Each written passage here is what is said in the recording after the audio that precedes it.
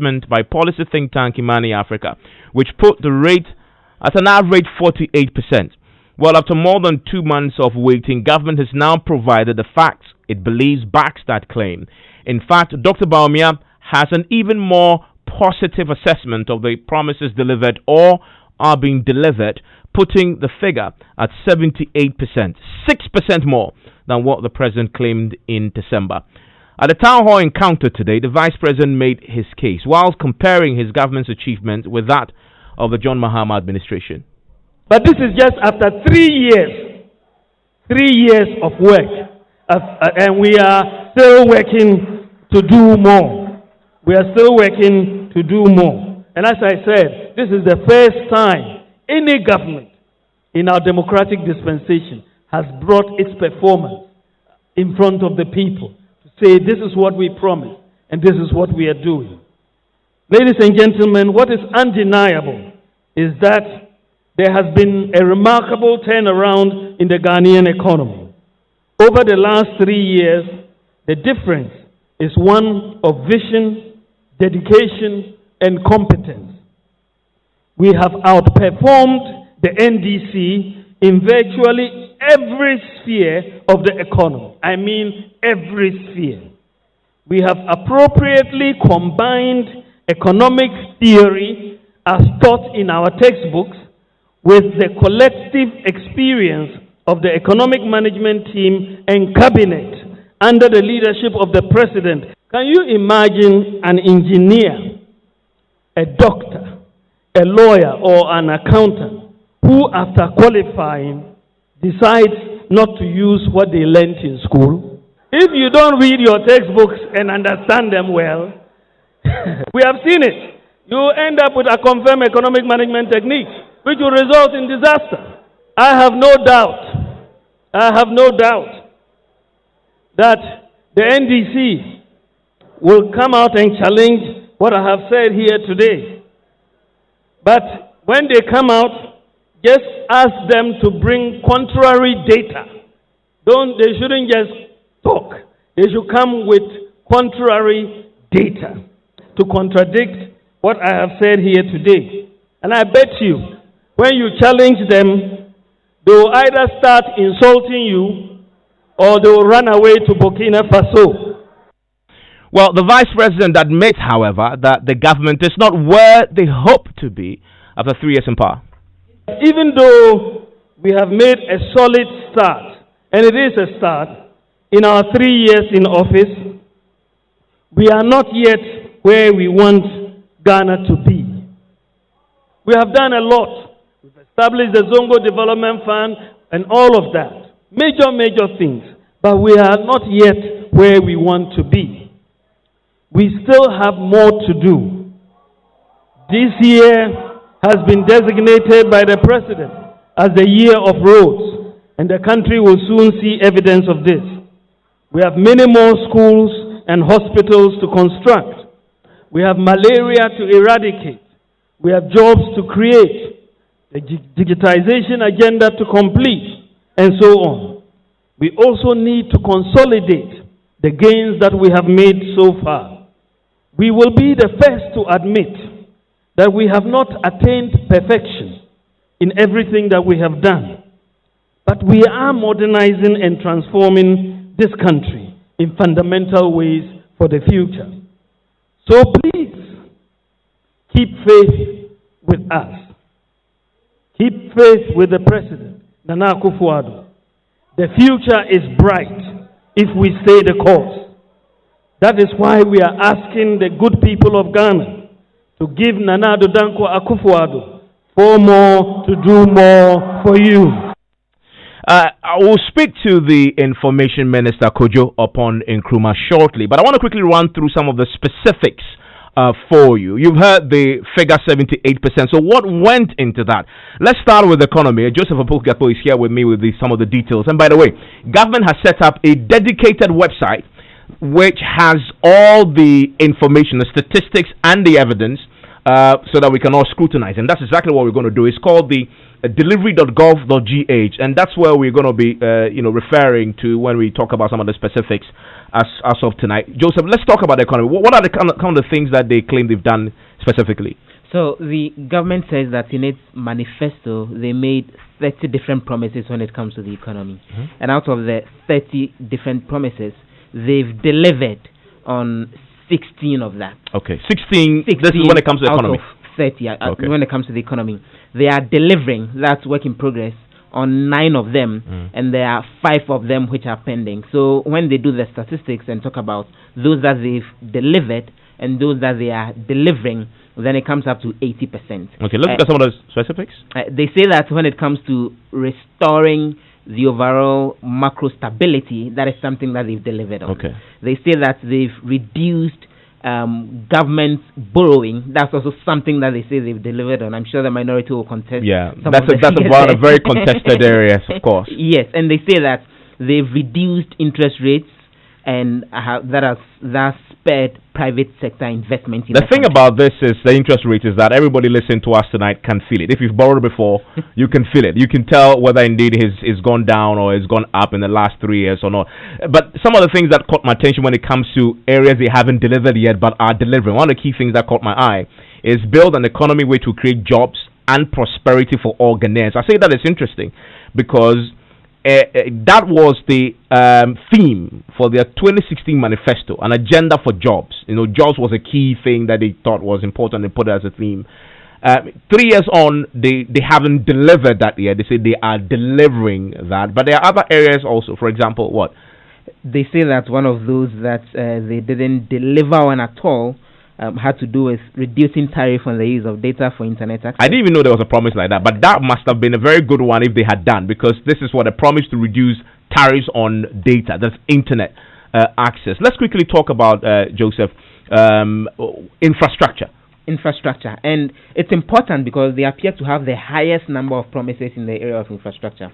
They made 45 specific promises in the area of infrastructure. It's a single sector with the most promises for the MPP. Correct, as far as their 2016 manifesto is concerned. And the interesting bit is that out of the 45, the data the Vice President put out is that they've delivered on only 5 of them. Wow. Out of 45 promises, they've delivered only 5. They've delivered on only 5 of them. And then the rest are either delivering, as in work in progress, or then they are still pending and they've not actually done anything on that at all. So, for example, when it comes to those that they say they have managed to deliver, they say they've managed to reduce the price of aviation fuel and a number of others. But then those that they say they are still delivering, as in work in progress, they say their waterfall agenda is still work in progress. That's why they sunk 25,000 new boreholes and additional 300 small town water supply systems. So that's one thing that they say they're delivering on. Another thing they say they're delivering on is they are tarring all roads leading to districts and regional capitals. All roads? All roads leading to districts and regional hospitals. Okay. And then they've also tarred all roads in district capitals and extended them to major towns. This is something that they say they are delivering on. And then it ties in with what the President has said and the Vice President drew attention to, that they are dedicating this year as the year for roads. Even as they invest a lot. Let's quickly do health, and then let me speak to Kojo Ponkruma. Health is important because obviously infrastructure is key, right? But health is also key. Out of how many promises did they make in health? They made 17 promises in the area of health, and out of the 17, 3 of them have been delivered fully. Out of the 17, so out of 17, they've managed to deliver 3. They've managed to deliver 3, and just run through that briefly. They say they've strengthened the National Ambulance Service. Of course, this came in handy with the recent launch of the 300 plus ambulances. Correct, and they say that they restored trainee nurses, training allowances. This is something they've repeatedly highlighted on all their campaign initiatives and all. And they say they've managed to provide free specialist postgraduate training. Those are the things that they say they've delivered on. And they say they are delivering on some of them, including expanding and equipping medical schools to train more medical doctors. Okay. And then they talk of what they've not delivered on yet and it's still pending, and that includes restoring the tax reliefs to healthcare workers to purchase vehicles that they say was abolished by the NDC. I know your favorite area is agriculture. Let's quickly touch on that briefly, because this is the area that you specialize in, because that's key. I mean, majority of Ghanaians are in that sector, and the government has been touting the achievements there. How many promises did they make? I think they're the second highest when it comes to promises. 44, with infrastructure being 45. 44. They delivered? They say that when it comes to those that they've delivered or are delivering, up to 89% of that has actually been either delivered or they are delivering. And out of the 44, specifically, they say they've delivered 17 of them, including providing patrol boats to stop foreign fishing vessels. Okay, but that's a controversial one. That raises its own the patrol boats, we know some of them had come in. Correct. But whether they've stopped the fishing vessels, the foreign ones, from engaging activities on our waters, that's not exactly fully the case, because even just recently there were stories about some of them still operating and being arrested and all. Again, government says it's delivered on promoting cattle ranching and facilitating land acquisition for its development. This is something that we should be asking the questions about, as to where exactly all these cattle, cattle ranches are, because the concern about the cattle roaming around and destroying farms and all still pertains and hasn't been dealt with fully. Government again says it's encouraged local poultry meat processing, then that they've delivered on that. But again, the end point is the local producers are still complaining. They say they're not getting markets, and the foreign ones are taking over their markets and they are making losses. Okay, thank you, Joseph. Thankfully, we can speak to Information Minister Kojo Oponkroma. In fact, they hosted this particular event together with the other sister ministries, the monitoring, evaluation, etc. Mr. Oponkroma, I'm grateful that you could join us. Thank you, Evans, and good evening to your listeners. And this was billed as evidence-based assessment, but I find poring over details you've graciously provided on, and I encourage people to go to delivery.gov.gh so we can all interrogate this together. When you go to that portal, Mr. Oponkroma, much of what you claim you have done, I find lacked a bit of verifiable detail. Let's start with the economy.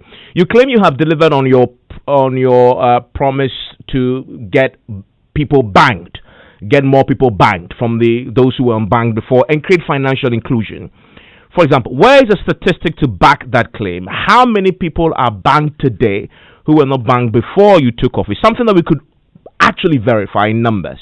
Okay, so Evans, thanks for the opportunity. First of all, government can be commended for this exercise of putting up empirical data that matches to our manifesto commitments and seeking to open itself up for an analysis and an interrogation. I think it suggests two things: that we are focused as a government on our social contract with the people of Ghana, that we remember the kind of promises that we made, and we are committed to accounting to our employers for these commitments that we made. Secondly, the context must be created clearly that what we have done today is to provide the exhaustive list of our commitments made and to tick the box of what we have either completed, what we are in the process of delivering, and what, in all honesty, we have not touched yet. So, for example, there are some that I hear you and my good brother, Mr. Gakpo, going over, that we are clear in our minds that we are in the process of delivering because they are present and continuous items. There are some that we can say we have concluded, and there are some that we are clear we have not touched at all. And if you take specific, let's say, the economic promise of banking the unbanked, first of all, in the area of the economy, you'll find that we made a total of 30 specific promises on the economy. In all humility, we say that we have completed 16 of them. When you say delivered, what it means is we have completed 16 of them. That's about 53% on the economy. In terms of the ones that are still work in progress, that's 8 promises. That's about 27%. And the ones that, in all humility, we can admit we have not touched yet, and they remain pending items on our table, that's about 6. Now, specifically banking the unbanked, what have we sought to do to deliver or to be delivering on this particular matter? When it comes to banking the unbanked, what we have done is to develop a mobile interoperability platform, which, among other things, ensures that every person who previously was in the informal sector and could not just walk up to a bank and open a bank account now has an electronic platform on which he can hold currency and transact business with that currency. So for us, the execution of that particular promise lies in the delivery of this interoperability platform that allows people, many of our people outside the capitals who do not have traditional bank accounts, to hold an account that can receive and maintain currency and to transfer same should they see fit. But Mr. Ponkuma, I note the use of the word many. And because this, again, I return to the way this was built as evidence-based. For us to verify, yes, you've done that initiative, but to make the categorical claim that you have now banked the unbanked, there must be a figure to that you can verify. Before you came in 2017, what was it? How many people were in the banking sector? How many people, as a result of that initiative you just touched on, have now added or being part now of the banking sector? That is then when we can now begin to assess for ourselves the hard figures in what you claim you've done. And that is why today at the results fair, you will find agencies, for example, such as GIPS, available to provide that specific result that you are looking for. We have what we call the inputs, we have the outputs, and then we have what it results in. So like I was saying on this specific matter, we have done about 4 things when it comes to banking the unbanked. The first thing is what I mentioned to you, and now you're asking for the results. And I'm saying that result, for example, we are easily able to pull it up from the GIPS stand at the fair, because these are 388 promises. Each one of them has a number of interventions which have various results. Obviously, His Excellency the Vice President will not be outlining all of them, and the platform that we have provided will speak to what has been delivered while we provide those results. Now, watch this. Apart from mobile money interoperability that has been implemented, we have also passed the Payment Systems and Services Act 2019 to regulate electronic and mobile payments market. And we have also passed the guidelines to regulate and support fintechs so that it is a better regulated space to assist the unbanked bank. How is all of this translating not just into the interoperability numbers? And a few months ago, you heard GIPS put out how much transactions have gone onto that platform. So that data or that result is available. But not just that one. Also, in the fintech space, for example, how much money is being mobilized as savings in that fintech space for various transactions. So all of those results, for example, today they were made available at those results fair exhibition stands that we made available. And as the days go by, for these specific ones, and that's why we invite you, our colleagues in the media, civil society groups, etc., to join us as we now showcase all of these results from some of the various agencies, while government from the top will prove to you that this is what we have done to deliver on this commitment. Yeah, I mean, now, still staying on the economy, for example. Yeah, I just want to move to Greg because you've got the sake of time. I want to move to Greg quickly. Again, still on the keeping to the theme of interrogating this, you say in Greg that one of the things you've delivered, encourage local poultry meat processing. How did you manage to measure encouragement? Well, encouragement specifically is not what you are saying you are measuring as a qualitative item. But what you are doing is that you are measuring the intervention, or you are taking the intervention that you have put in place. What we have done is that we have dealt with about 3 defunct, if I just get my data set here right, it's item number 21 here. We have dealt with 3 defunct factories that are in the space of local poultry meat processing. We have assisted them to revamp them to get them into operation. Now, the specific details is what, for example, when you attend upon the Ministry of Agric stand at the results fair, you will now get these specific details outlined as to which these 3 specific companies that we have dealt with are. There was another one about general, I think, cattle, which was raised by... Yeah, I mean, where you say that you promote cattle ranching and facilitate land acquisition for its development. The question was, where are these ranches? And that is described as something we are delivering. Because if you go to the front plains today, and I'm surprised you don't recall, the president was on one of his tours, I think earlier last year, where a cattle ranch that the state has supported to put together and avoid this incident where you had cattle roaming in various places in their farm plains. The president had the opportunity to visit, and yourselves, the media, did a lot of stories on this pilot ranch that had been put somewhere in the farm plains. Now, all of these are matters that in the months and years gone by, we've provided. Some of them have come out as stories on some of your platforms, etc.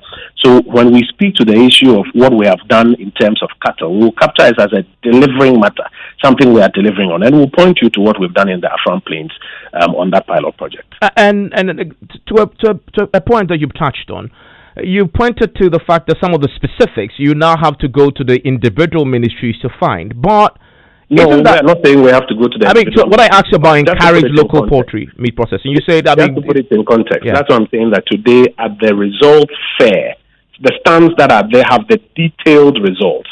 So on the platform, His Excellency the Vice President may not go into all of those details, but when you attend upon these stands at the ministry stand specific, they'll be able. But isn't that why you have a website? It doesn't have that detail. That's the only way we can actually verify these claims you're making. No, not the only way you can verify these details. Many of these details, as I'm mentioning, are available at this specific one. I mean, for example, if you take.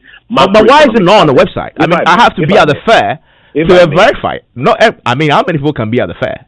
If I may, if you take, let's say, providing macroeconomic stability, there are about 18 different benchmarks that go into that. So on the website, for example, you will not see us specifically list the 18 different benchmarks for macro stability, when in your annual budget document year to year, on the Ministry of Finance website daily, on the Bank of Ghana publications daily, the macro stability data is being published. Can I put it to you? It has to be there.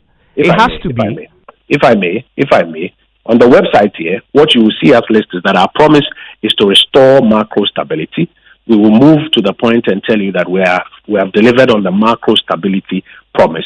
And then in terms of the detail or the remark, we'll refer you to, for example, the Bank of Ghana publications, the Finance Ministry publications, and all of those publications that hold that detail on macro stability. Yeah, but I find it challenging, Mr. Ponkrumah, that you have a whole website, your whole website that you say today, you promise the evidence. But a lot of what you provided, really, from the website that was purposely created to host this evidence, hasn't got the specifics. You say, now you're referring us to go and find the additional evidence that allows everybody else to verify. No, I'm saying to you, but I mean, this is a national exercise that we're all going to go through for some months now. I'm saying that the baseline data of what we promised and what we have delivered is all available on the website. You are asking for some further detail. For example, what are the names of those companies?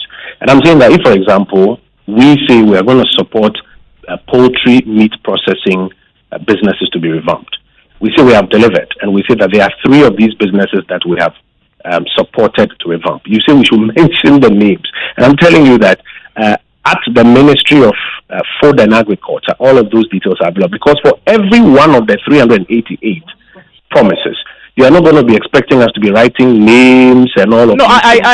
I expect you to give me specifics, numbers. But we have provided how many, where? For example, if you take under Agric, we say expanding local processing of cocoa. We say we have delivered. Now, the detail that we will give you is that local processing of cocoa has increased from 27% to 40% currently. There are also plans to establish indigenous processing factories under the new facility that has been approved for Cocoa Board. If you ask me now to list the names of the companies that are involved in this one, that's what I'm telling you, that at the ministry or the agency responsible for it, the names of all of those ones will now be made available. But the headline, promise, delivery, basic comment on it, that is what we are providing. And let's move to quickly infrastructure. You made 45 promises, a single sector with the most promise. In 3 years, you've managed to deliver only 5. Certainly, if you're marking this in school, that must be a failure. We made 45 promises in infrastructure. Yes. We have completed 5. Yes. We are in the process of completing 30. Let's put it in the context of 3 years. You've delivered and completed 5 we have in completed 3 years. 5, but of course, we have completed 5. That is certainly failure. No. We have completed 5 out of 45. But there are 30 that remain work in progress.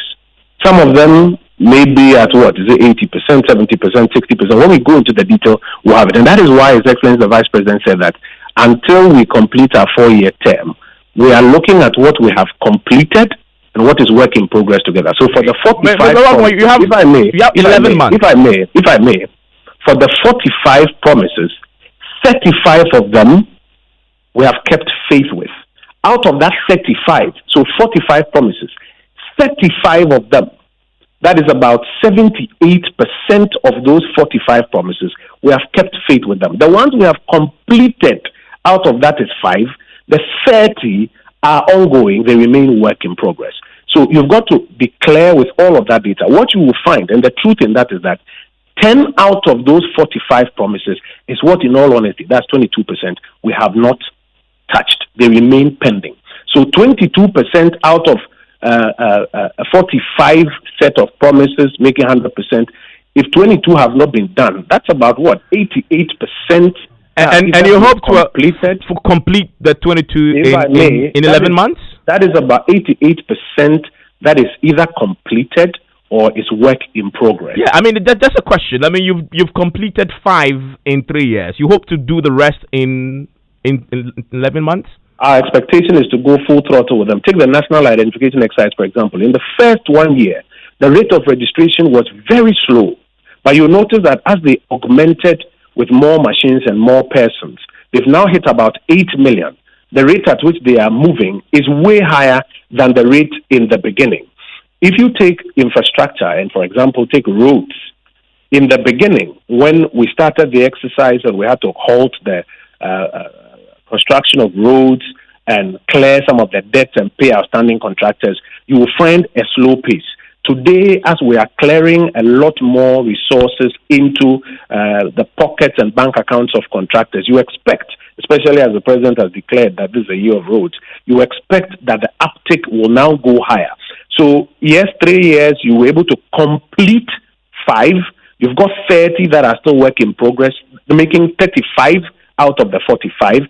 But you are quite clear that as you now have more resources and you pump them into this area, you expect to get some more numbers coming out before December 2020. I'm grateful that you joined me, Kojo Nkrumah there. He's the Information Minister. You have to make of this what you will. I implore you, go on to the website I mentioned earlier, which has the details as we've been interrogating tonight, and try and come to your own conclusions based on what you see there. It's delivery.gov.gh. And back to the infrastructure question, the single, arguably one of the most critical areas of the economy, and rightly so. If you look at the numbers in terms of promises, for the MPP themselves, they acknowledge the importance there, and that is why I guess it has the single largest number of promises, but again has the single lowest number of actually completed promises. So make up your minds there. More on this on Newsnight as we begin to interrogate the numbers with the experts. We'll also hear from the NDC. Newsnight starts right now.